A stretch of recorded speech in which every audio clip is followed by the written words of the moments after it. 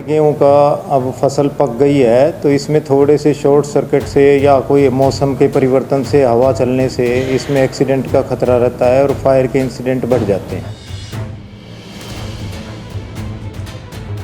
Timing तो दिन में बंद कराने का है खाली सेफ्टी पर्पज़ के लिए। बाकी तो टाइमिंग जैसे रात की सप्लाई है वो एज़ यूजुअल चलेगी। दिन में भी जो सुबह शाम को जो है हम उसके वाटर सप्लाई के लिए वो हम घंटे निर्धारित कर देंगे।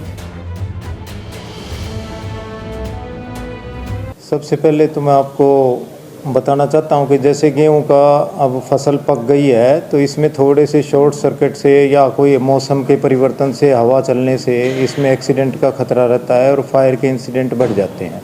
तो उसके लिए हमने किसानों से कहा है कि भी जो भी आपका ट्रांसफार्मर है उसके नीचे से थोड़ा सा एरिया जो है ना क्लियर कर लें। वहाँ से सूखी पत्ते सूखे या गेहूँ है वहाँ से क्लियर कर दें, या गेहूँ का तूड़ा या इस तरह की चीज़ें ना रखें कि भी वहाँ छोटी मोटी कोई भी किसी भी तरह की चिंगारी से ताकि आग आगे फैल नहीं सके। सबसे पहले तो हम किसानों को ये उनके ग्रुप पर या अवेयरनेस के थ्रू ये कर रहे हैं। दूसरी चीज़ है कि एक डिमांड आती है जनरली कि भाई जो खेतों में से लाइन होके जा रही है हर जगह से, उनको दिन में किसान बंद कराते हैं ताकि कोई हादसा न हो जाए, जैसे हवा चलती है या मौसम ख़राब होता है उसकी वजह से।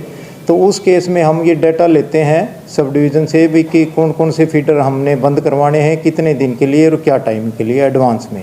तो वो हमारा अभी कार्य चल रहा है। 1-2 दिन में हमारे पास ये डाटा आ जाएगा, हम हेड ऑफिस में उसको सबमिट करा देंगे।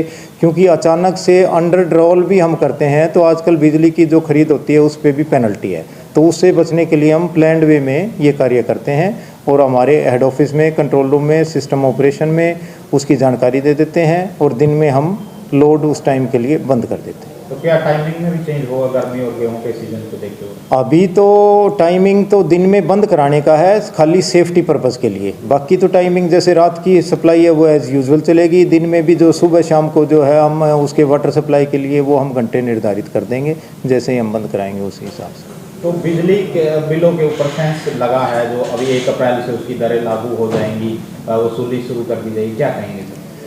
ये एक्चुअल में तो गवर्नमेंट का मैटर होता है, रेगुलेटरी कमीशन इसको तय करती है। उसमें डिपार्टमेंट भी अपनी जो है ना पिटीशन डालता है और वो फिर कंज्यूमर का और गवर्नमेंट का पार्ट भी सुनते हैं।